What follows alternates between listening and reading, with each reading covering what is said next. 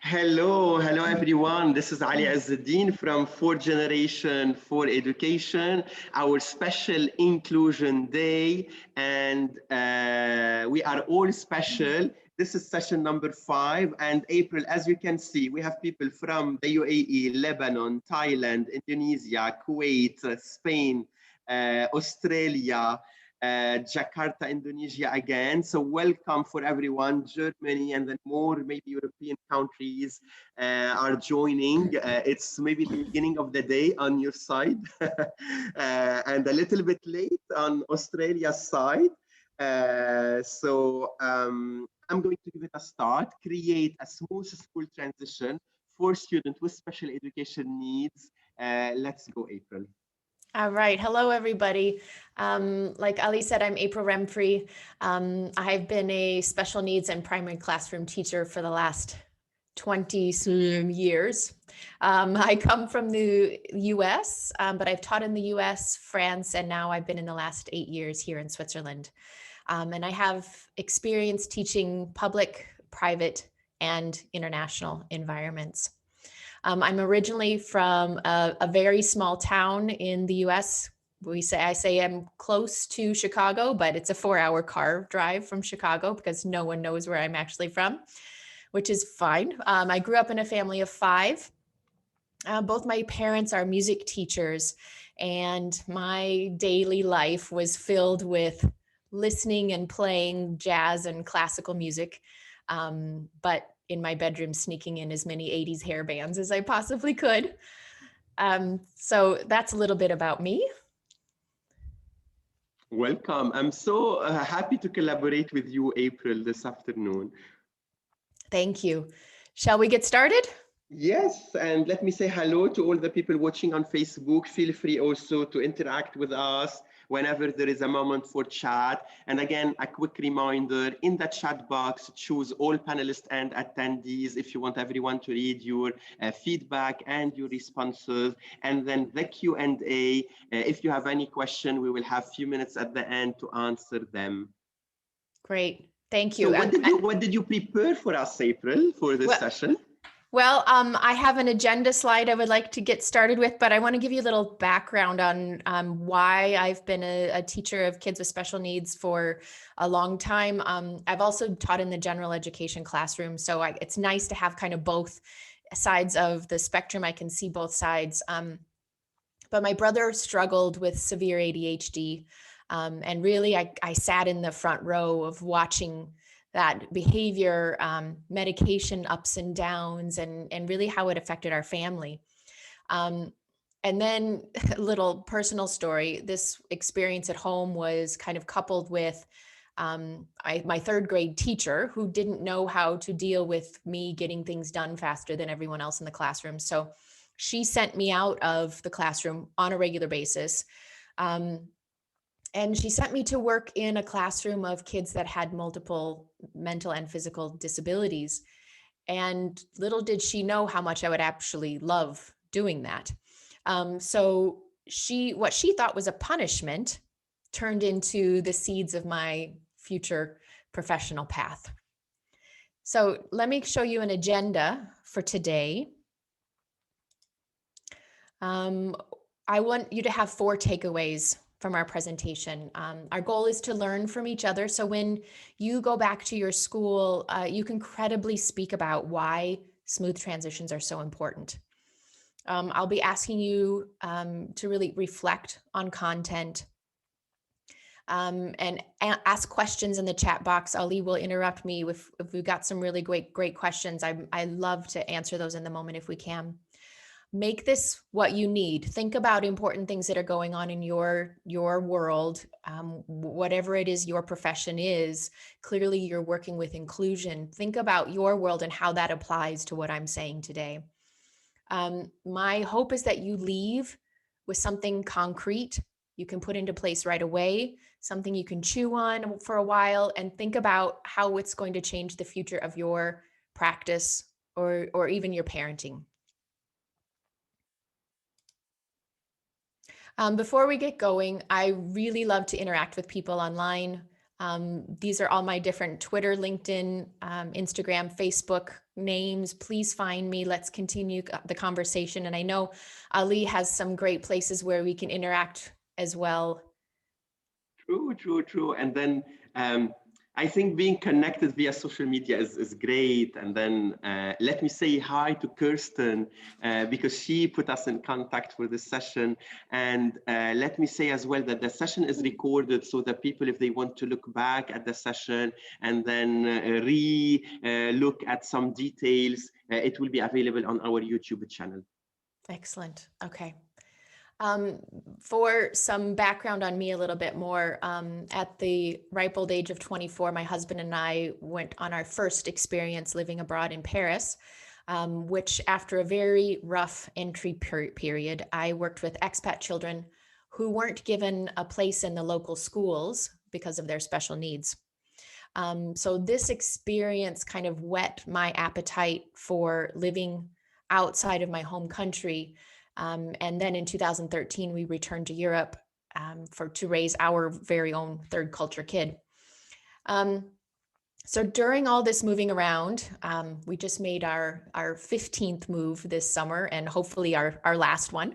I've watched families really struggle to keep the story of their child's education alive, even if they're moving across town, across country, or across the world. And it seems this is the common thread, no matter how many kilometers or miles are between those moving locations. There are so many factors that play into information not being communicated properly. Language barriers, communication breakdowns, privacy, and many more things that are unique to each individual. So creating a smooth transition is particularly important to those with special needs because time is of the essence. If receiving teachers have information regarding current levels of performance, as well as strategies of how to best connect, the first few months aren't spent just trying to figure that out. So as of July 2020, we know there are almost 6 million students being taught in over 11,000 international schools worldwide. So let's just very conservatively estimate that 10% of those kids have some type of additional learning need. That's 600,000 students that we're talking about that need these extra services. This is not a small number of students. It's extremely significant. So we're really seeing 600,000 students move from place to place. And that's why this concept of creating a smooth transition is so important. So I want you to think about transitions in this way of we don't have time to waste. So let me tell you about a client of mine. I'm going to change all the information, so there's no way you can guess who this is. She was starting her first year of diploma program, 11th grade, 16, 17 years old. And we're going to call her Ebony. Ebony's family was in the Foreign Service and they moved every 2 years. So every 2 years since Ebony was in preschool, they've moved. And her family has just made their 7th move to Japan. Ebony's a very strong student academically, but she struggles with anxiety and feeling comfortable once they get somewhere. And thankfully, the family has been able to keep her within the IB system during those moves. But the transitions are still a long process. So let's assume that on average, it actually took a little bit longer in some of those locations for Ebony, but let's assume that it takes her about 3 months to transition well into every new school and her teachers to learn how to best meet her needs academically, socially, and emotionally. So what we're talking about is 7 moves. 7 moves of needing 3 months to transition equals 21 months of schooling lost to transition time. That's 2 full years. So, of course, those 3 months of education aren't completely lost, right? But they're not up to the standard that we would hope education would be.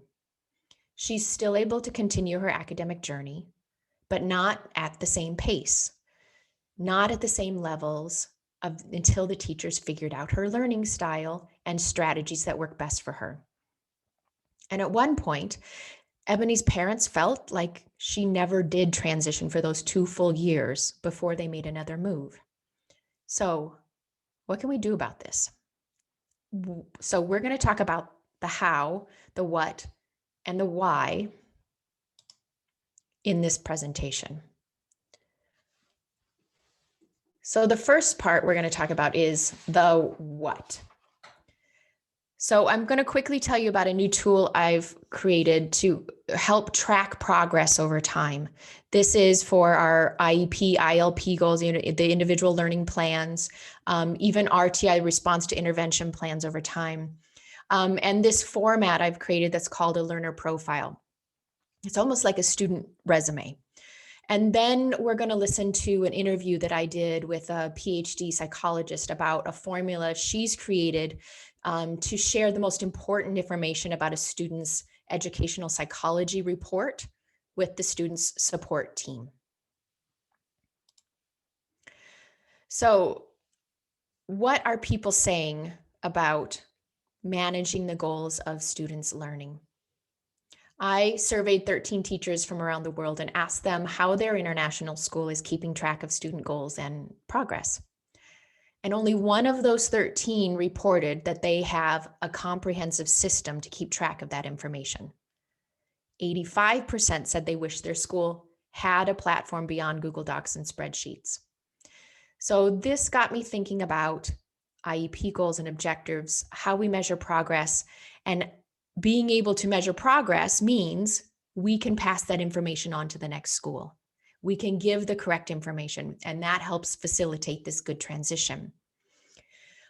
We can't rely on the notion that students will progress over time without consistent and careful thought and input. So I used to spend hours and hours before school started every year trying to create a new and improved data collection system. I'm sure many of you can relate to that. I would ask myself, how can I do it better than last year?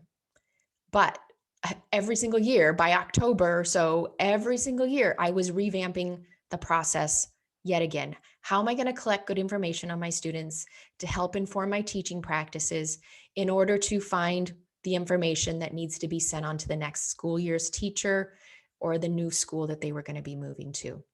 So I realized that first that the students' goals had to be really measurable, specific, all information that we know, but we also know how difficult it is to keep track of that.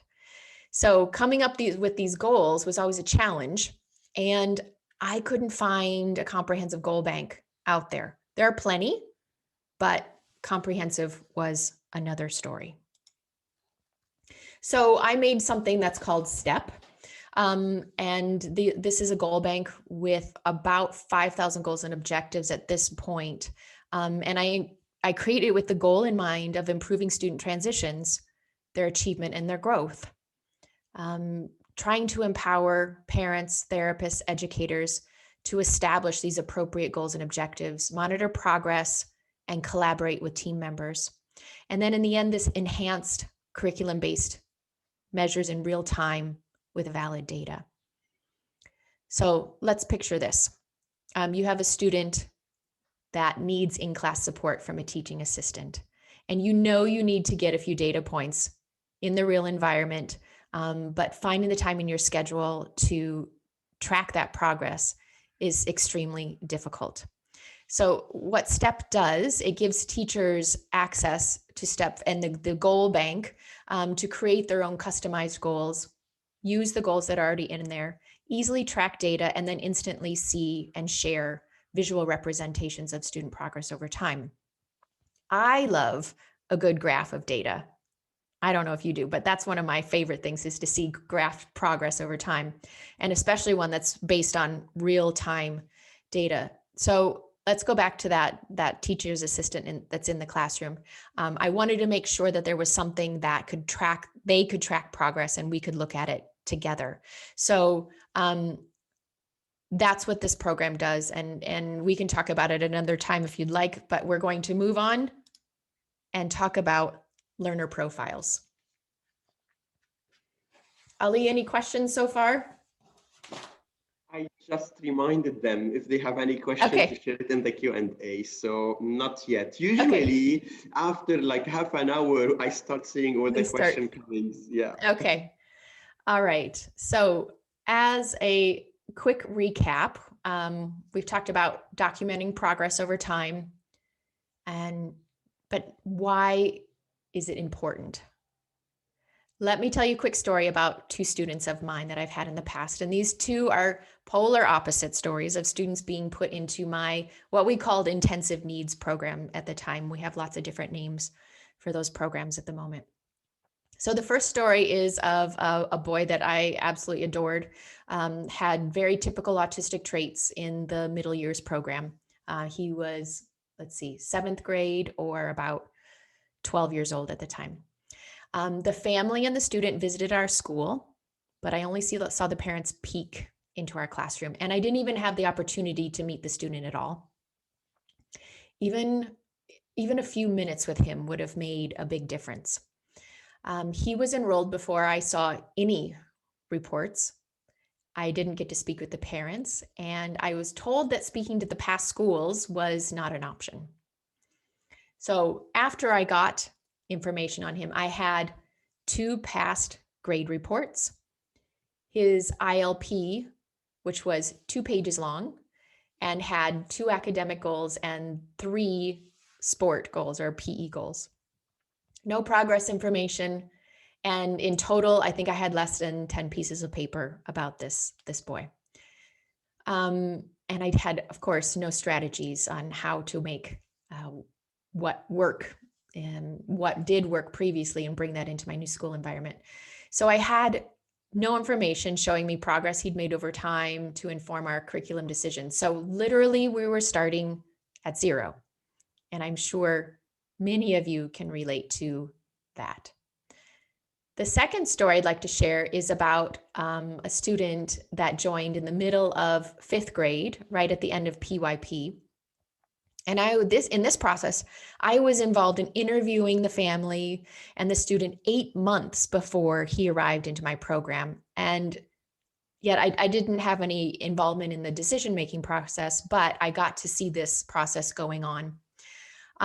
Thankfully, I got to interview past therapists over Skype before the student entered my school. But he showed up with 300 pages of information from preschool all the way up through 5th grade.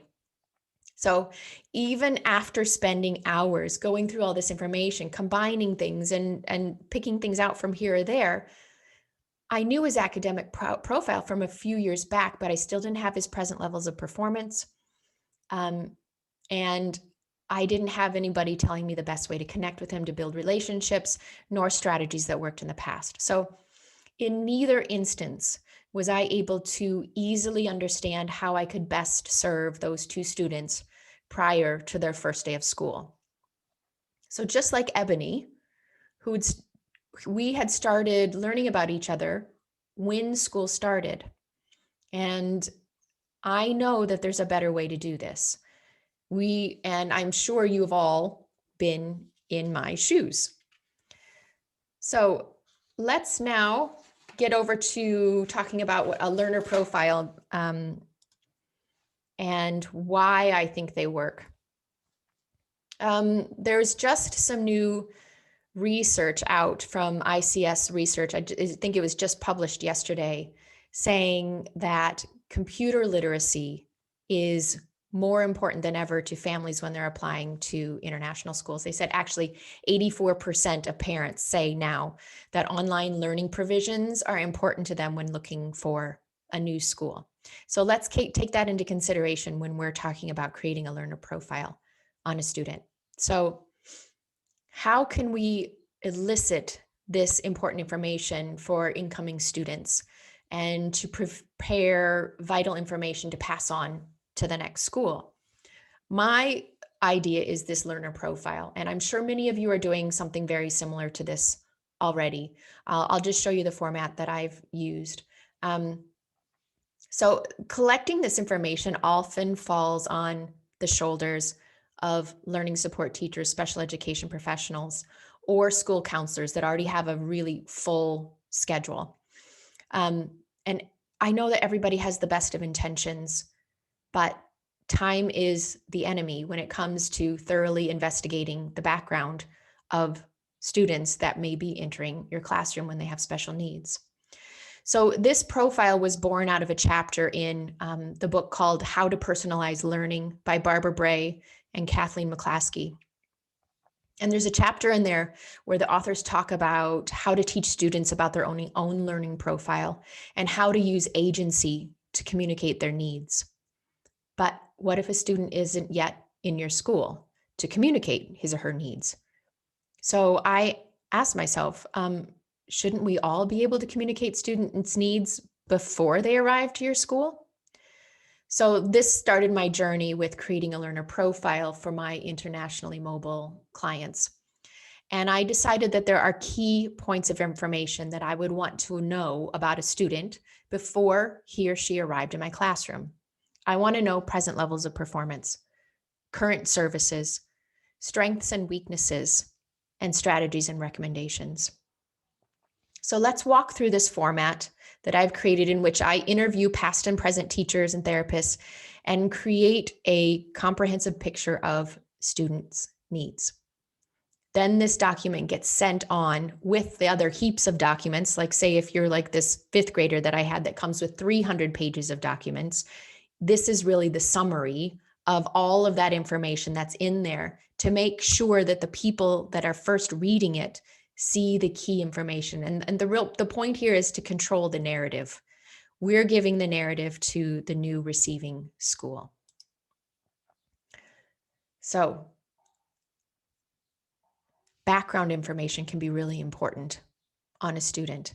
If you have a student that has some type of issue that is not well known, it's important to give that background information rather than relying on people going to search that up themselves. Like I said, time is the enemy. We all mean to do the very best, but it doesn't always happen. Sometimes in here, it's also important to say parent involvement, how they like to be connected as well. So this, I also include nationality, mother tongue, educational languages of a student, and a picture of them as well. You can see here educational history. These are all things that are asked for during an admissions process.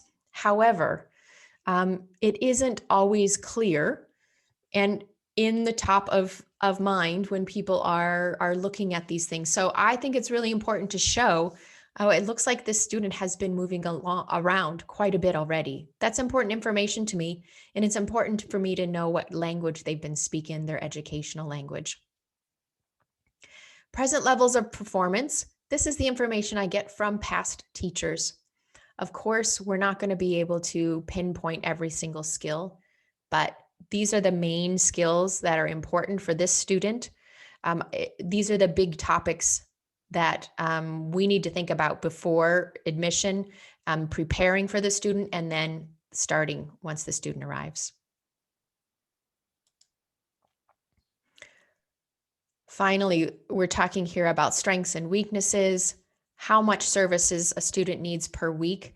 And I'd like to say at this point that I would include the piece that when I was talking about the ISC research, computer literacy skills would be really important to include here. If you're a school that has online learning, hybrid learning, or we don't know what's coming up in the future, right? It's really important to be able to know what students can and cannot do independently with their computer literacy. Finally, I always like to include strategies and recommendations for the next school. These things are often passed on when we're talking about a student moving one grade level to the next at a school. But frequently, those things are so heated, and we're often using lots of emotion in the communication of that information that it takes away the value from the facts. So the learner profile, in my opinion, gets rid of lots of I feel statements and gets right to the facts. And then you're not concerned about someone's opinion about the child. We're asking for factual information that's being passed on. I've heard over the years that I'm going to let all of my new students in my classroom have a clean slate, and we're going to start from the beginning rather than letting all these other people's opinions cloud our judgment, right? But what that means for our students with special needs is we're missing a lot of that really important, the crux of setting up a classroom for a student with special needs. Those things need to be prepared for. So I understand wanting to leave some of that out of the equation for fear of clouding your judgment, but it's also important to think clearly and get to the factual information. Okay, accommodations, modifications, also important. Key thing for you to think about: what information do you need when receiving students are coming? So time for some interaction, yeah? Yay! So what information do you need when receiving a new student? Feel free to send it in the chat, and feel free also to exchange with us via Facebook. And then just to comment on the learner profile model and template that you shared with us, Dima is saying, I love that you added the topics to connect with the child. So it's a kind of a new section or addition that will be very, very helpful. Absolutely. Thank you for that. Okay, so Eva would like to see the accommodation slide again. It was a bit quick. Okay, sure. Here we go. You bet. Accommodations, I think, are one of those things that we cannot ignore and wait to figure out when a student lands in your classroom. We need to know what those accommodations are immediately in order to really serve that child well. Okay. While you are checking again the slide, remember the question: what do you need to know about a new student joining your class? So Agila, she mentioned, and Catherine, they just shared at the same time weaknesses and strengths. And then we have the extra thing about hobbies and interests, weaknesses and strengths again from Hiba. Good. So yeah, most of our attendees are coming up with the same word. Now we have what triggers the child, their academic level, emotional state, what he likes, he doesn't like, the temper of the child. Yeah. Social skills. So we would like to know more about their social skills, what motivates them. And now it's becoming very fast. So what is their first language or their language of instruction? How many languages do you speak? How they wish to be addressed? And then I missed a few. I'm going back. Okay, so information from the parents, like what parents do they say about their characters? Okay, voila. Really good. Yes, this is a collection from a quick collection from what the attendee shared with me, and then I will finish it with the personal needs for the child. Absolutely, 100%. Okay, and then again, an important point coming at the end from Elena. She said, any particular family issues? Yeah. Absolutely. One of the things that I really stress with these learner profiles is that they don't go through the parents. And the way I address that with my clients is that we need to be able to talk teacher to teacher. We have our own jargon, we have our own language.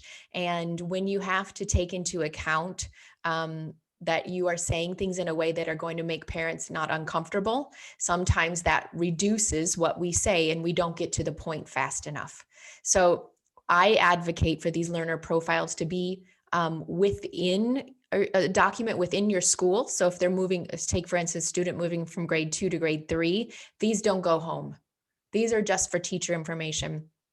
When I'm helping a family apply to a new school, I say, this is something I'm going to create. You get to okay it, but I'm sending this directly to the teachers so they know this is in teacher language. And that cuts down a lot of the fluff that ends up in our language when we know families are going to be reading. I'm going to skip ahead because I have a comment from one of our attendees, and she mentioned the whole idea of the challenge is to determine if it's a learning difficulty or a language barrier, because sometimes also language play a very important role in deciding what's happening with a child. Yeah. Absolutely. That adds a whole nother layer on it, right? So it's very important for your English, your whatever language learning people that are in your school to work very closely with your learning support department. Oftentimes those get pieced out into different umbrellas, and I'm a real advocate for putting those up into the same program because there are so many things that cross over.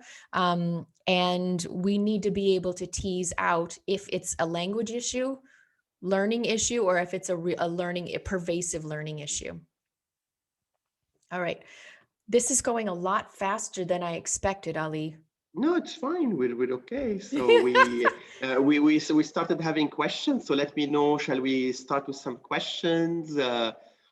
Please. I think what I'm going to do is I was going to be talking about a teacher snapshot and show a 10-minute video, but I think we're going to go with questions instead. So go ahead. No, because you still have time. So we have time till 4:15 Dubai time. So we still have around like 20 minutes. Okay, great. Okay, so let me give you this question, and then you can decide where do you want to take us in the next minutes. And then Robert, he said, I just joined an IB PYP school. I'm a behavior analyst. And then he used to work in an intervention center, which is completely different from a school system. And he would like to know a little bit. It's not really about PYP here or about IB, but he would like to know if what is our opinion about the pull-out session? Yeah, so we're a little bit behind in the international school world in terms of inclusion. This is Robert, this is another 2-hour presentation, right? But let's talk about the fact that international schools have come a long way in the last 10 years in terms of inclusion, but we still have a lot of pull out going on. When we're talking about universal design for learning, I would really recommend looking into UDL and how that can help support kids in the general education classroom rather than. This is the following session, April. So we have a session clearly. on that. It's coming in the next 20 or half an hour. Yeah, great. So that you're leading right into it. It's super important. So Robert, I would recommend staying on for that. Someone else I would really recommend looking into, her name is Shelley Moore. And she has some amazing information. She's working on her PhD in Canada regarding inclusionary practices and how in those inclusionary practices make the classroom better for every single person in the classroom. Just the last couple of weeks, I have different social media themes every 2 weeks, and this last 2 weeks was inclusion. And one of the things that's really important is to arm yourself with facts and data and information to tell people that inclusion is good for all students. That in reality, inclusion increases the learning of every single person in the classroom. It doesn't bring it down. Okay, so what about if we say it's all about the balance of the push in and the pull out, April, or? I think it's important to take every single student with what they need. It can't be all in or all out. My very first teaching job in 1998 was kids with very severe mental and physical disabilities. And I was tasked with having every single one of those kids in the classroom all day long. I was not allowed to pull them out for anything. And in that regard, it's just as bad as all pull out, right? Because then you're not managing the needs of the children. So unfortunately, in our profession, there's no cookie cutter method. It has to be individualized for every single child. Okay, let me move to the following question. And again, it's so interesting during the day today, because I was, again, interacting with different people and different audience and different subjects.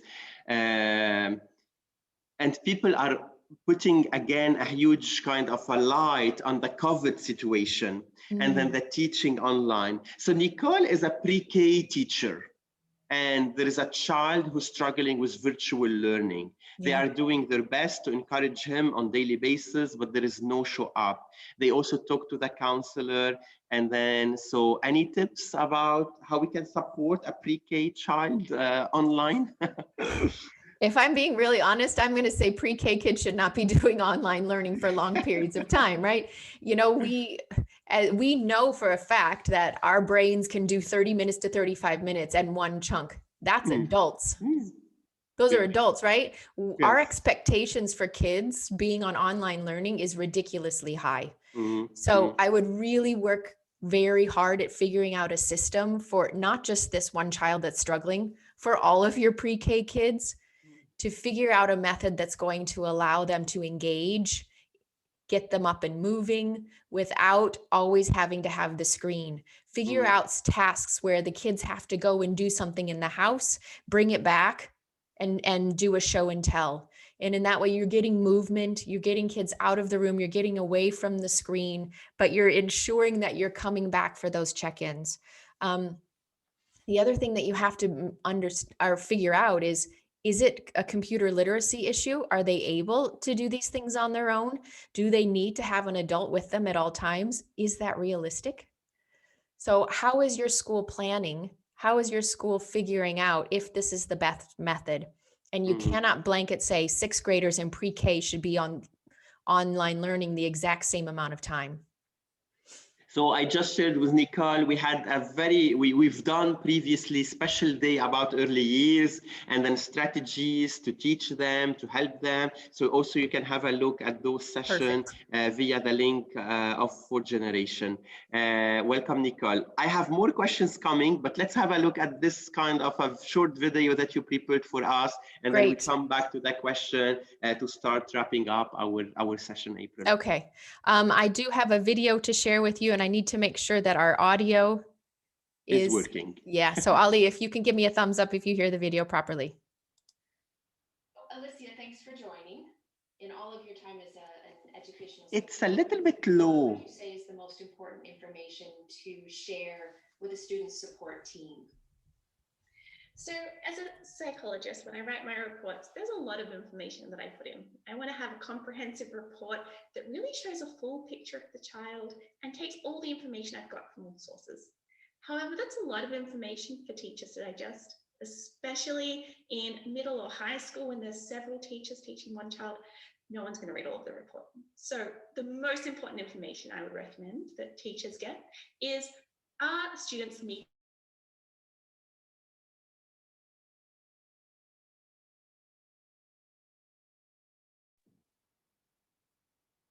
April? It seems we lost the connection. Yeah. Are we losing it? No, you're back. Suggest they do when they have these charts of numbers in front of them. What are the most important things for teachers to pull out of that information? So in my reports, I use figures to show where kids are along a normal curve, whether they're in the average range or not. However, I know that the majority of EdPsych reports simply put tables with lots of numbers. Now, a good table should at least put the category, whether students are in the average range, low average, below average, and that's really what you should be focusing on. Don't get too caught up on the numbers. Okay, so is there somewhere that we can go to find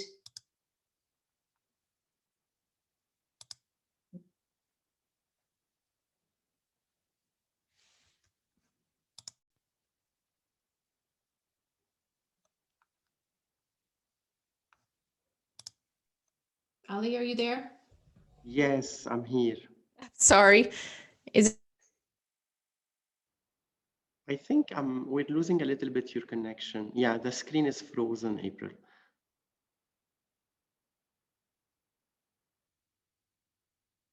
It's like sometimes I don't expect to have an internet problem with people based in Europe, but it happens. Yeah, I'm going to stop the share and go to our next slide. Okay. April, is this video available on YouTube, or you can maybe share it with us and then people can watch it that's later. a great idea. I'm having a hard time getting back. But in essence, what Dr. Kotivich who also comes from Australia, for one of our guests that's also from there.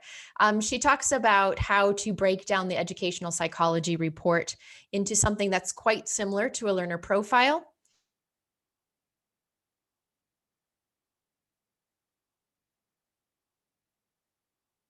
Information that's in there, and still be able to understand without having a 30-page report, which is difficult to digest. Okay, so April, I'm going to stop sharing the screen for a while. Yeah, let's try to. Yeah, I'm not sure why you are frozen. So yeah, okay. And maybe if you turn off and on your camera again, I'm going just to let our participant know that this is your website, so you can know more details about April and her work by going on her website and checking again different presentation that she has done. And for the people who ask about STEP and where can we find more details about STEP, it's here. So I'm putting this in the chat for you, so you can have access to this. And then I would like to share with you also what do we still have next. So after this session, in half an hour from now, we will have the universal design for learning as an approach for inclusive practice. So you can also check and join us if you didn't sign in, or watching us on Facebook Live, or just by clicking on the Zoom registration. And then we're finishing the day where we're going to do a mindfulness session where we will talk a little bit about the importance of mindfulness to support your well-being. And then we will do an exercise live all together. So let me check if April is still here. Hello, April. April? So this is the website for April, and then this is our YouTube channel for you to check our videos and the recording of this session. I'm happy to see April. She's back using a different maybe device or a different link. Yeah, sorry about that. Good. So this is plan B. I am back. Okay. Should be better now. Okay, so shall we now go back to the questions, April? Sure. Okay, so I just shared your website. I shared where they can find the link for the recording of this session. And then what do we still have? As you recommended, we have a universal design session about inclusion. And Agila, she has the following question. My student is poor in receptive language. Can we give them any tip or any strategy? Yeah, receptive language is how you take it in, right? Yeah. Expressive is how you put it out to the world. So receptive language can be quite difficult when you have a big load all at once. And so what you need to do is take some of that load off. And oftentimes kids with receptive language issues need to have lots of visuals. So you're talking about, oftentimes we're talking about that whiteboard in kids' brains, which is your working memory, not being able to hold lots of things coming in auditorily. So how do we take that load off? We create environments in which the students can see things visually, pictures based or with words, rather than having to hold it all and listen to it over and over and over. The other thing I recommend is saying things in smaller chunks. Don't give a lot of blah, blah, blah. Get to the point in sentences no more than 5 words. Those two things are my biggest tips. Okay, good. So I had a question about STEP, and is it available? Can we find it somewhere? Yeah, it's a cloud-based service. And it plugs into all learning management systems for schools. So it's a very powerful data tracking system, which has a layer of the goals and objectives that I've written. And I said there's about 5,000 of those. So on my website, Remfrey Educational Consulting, there's a page for STEP. There's a short little video that you can watch that kind of gives the key aspects. And I'm happy to do any demonstrations online for anybody that's interested. Thank you for asking. Very good. Good. So these are the questions. I'm not sure if someone still have anything to share with us. April, do you still have anything for us to be shared before we say goodbye? Yeah. Is my screen shared? Yes, we can see all about me, insert family photo here. Perfect. So this is one more strategy I'd like to share before we go. We have about 15 more minutes, right, Ali? Yes. Yes. Perfect. Okay. So one thing I've learned along the way from some great teachers is that I find it's easier for students to feel at ease with their new teachers and sometimes even their new peers if they know a little bit about their story. I have the students do this activity on their own with me or even sometimes with parents. And typically it's done at the end of the school year before moving to the new grade level. I have students send these to their new teachers. It tells teachers a little bit about themselves, their strengths, their weaknesses, but it comes from the students' voice themselves. So I have students from varying ages use this all about me presentation, but one of the best ones I want to tell you about was a 4th grader boy. The first slide on the presentation was a picture of him making the same face as that iconic photo of Albert Einstein with his tongue sticking out because he loved to compare himself to Albert Einstein. And he decided he wanted to send these slides not only to his new 4th grade teachers, but he wanted to present them in the classroom himself. He wanted kids to know about him and his autism. It was a huge eye-opener for me when I could see the looks of understanding on the faces of his peers. While he was explaining things about himself, he was explaining about things that made him comfortable and uncomfortable. And he told them that sometimes the classroom gets too loud for him and he has to do things to make himself feel better. He told them that he likes to go sit in the corner and put his headphones on, and that's what makes him feel better. He asked that when he starts to look like he's getting upset, that someone put their hands on his shoulders and push down. He, at that very young age, was able to say what he needed in a way that I've never seen a student do before. And I was in tears, trying to hide my tears, but it was so impressive to see such a young boy be able to articulate what he needed from his peers. So honestly, what else can we ask from our students? So this is a format that I use that elicits that kind of information from our students. So let's go quickly through an All About Me presentation. And this one was created by a former student of mine. She was in 6th grade, and let's call her Paige. So Paige made this presentation as she was leaving primary years, going into middle years from 5th to 6th grade, which is a huge jump, as many of you know. And our goal was that her teachers would learn a little bit about her prior to her coming the first day of school. So she made this presentation with that in mind. Obviously, I've taken out a lot of photos here, right? So, because we don't want to personalize it. So I wanted you to get an idea of where those photos went. So you'll see some holes.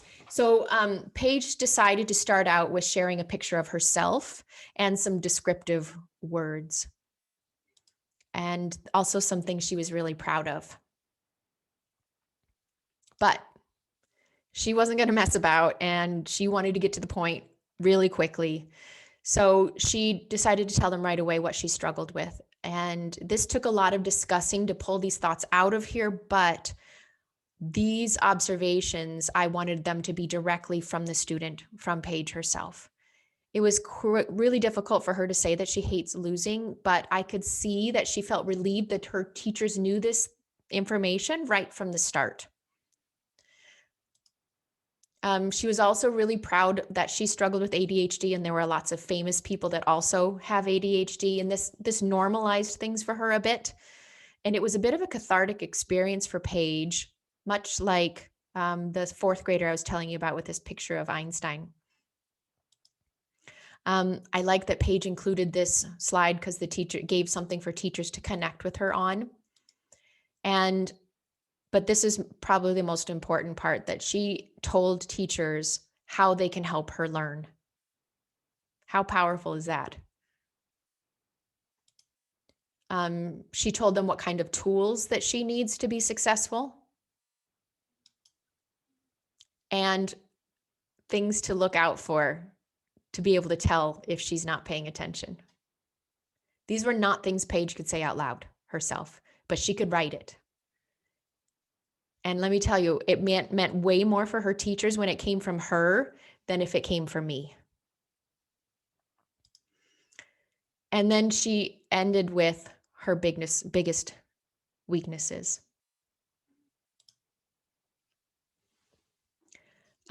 She needed to say what she needed in classroom accommodations. She even told us about a classmate that she likes to sit next to because that person helps her. So those are important things for as teachers. You don't know that unless you see it for a little while, and then you can observe. So finally, she added a little call to action at the end for herself, which I loved.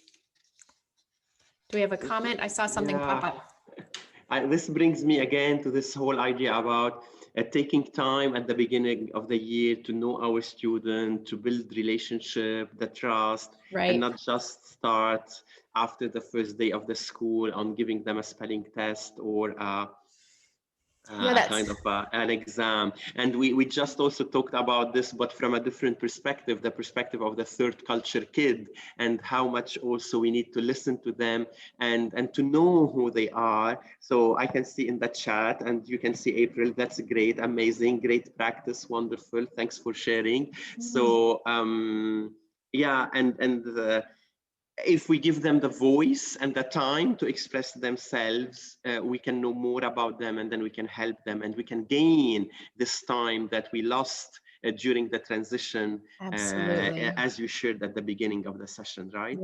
Yeah. Okay, let me, yeah, this is how she ended it. Yeah. So I'm going to quickly tell you a couple of resources I want you to reach out to if you have time. This one is really important, is SPAN. SPAN is doing research into the relationships between turnover in international schools and attachment security. So please give them a look. Doug Oda is one of the most brilliant people I've met, who doesn't have his name out there as much as he should. He's working on his third PhD, as you do. So great information, and sign up for their newsletter. You'll get, frequent updates. The other group that I'm really involved is SENIA, Special Education Network and Inclusion Association. I'm on the board of the international, but we're also starting a group here in Europe, and we're planning on having hopefully in-person conference in April of 22. So they're a group that I am very, very passionate about, and please get in touch with me if your school is interested, if you're interested, and we're looking for a school to have that conference in April. So just real quickly, the attachment that Doug Oda is researching starts with ensuring that students' needs are being met that very first day of school. And I know it's much easier said than done, especially when we're talking about kids with complex needs, third culture kids, all of the movement that goes on in international schools. However, there are many ways that we can make these transitions smoother if we're very calculated and precise with them. We don't want to lose our frequent movers, and we don't want them to lose that accumulation of 2 years of learning due to school transitions. So we can use progress monitoring tools such as STEP, learner profiles, EdPsych snapshots, All About Me. So we have a lot of different information that we can do to make these transitions smoother.